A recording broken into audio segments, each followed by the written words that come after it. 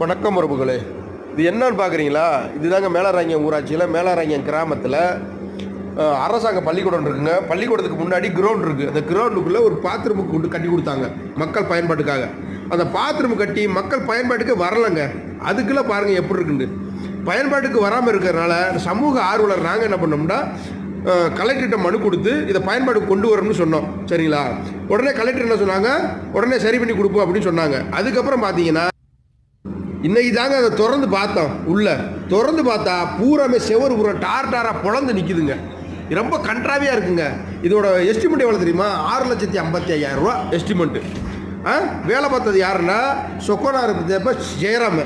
ஆனால் வேலை பார்த்தது பாருங்கள் எப்படி வேலை பார்த்துருக்காருன்னு பாருங்கள். கிட்டத்தட்ட 6,80,000 ரூபா செலவு பண்ணி வேலை பார்த்து அதை முறையாக பார்க்காம பூரா பாருங்கள் எப்படி இருக்குன்னு பாருங்கள். இப்படி அவர் வீடு கட்டினா அப்படி கட்டுவாரா? சொல்லுங்கள் பார்ப்போம். என்ன ஒரு அநியாயம் அக்கறம் பாருங்கள். மக்கள் கேள்வி கேட்கணுங்க. மக்கள் கேள்வி கேட்டால் தான் ஏதாவது சரியாக நடக்கும். கேள்வியை கேட்கலன்னு வச்சுக்கோங்க, எந்த ஒரு விஷயமே நடக்காது. மக்கள் பயன்பாடு கொண்டு வர முடியாது. இப்போ சமூக ஆர்வலர் நாங்கள் என்ன பண்ணோம்னா இதை பூரா ரிப்பேர் பார்த்து மறுபடியும் மக்கள் பயன்பாடு கொண்டு வரணுன்றதுக்காக முயற்சி பண்ணியிருக்கோம். கண்டிப்பாக இதை சரி செஞ்சு மக்கள் பயன்பாடு கொண்டு வரும் உறவுகளே. நன்றி. ஏன்னா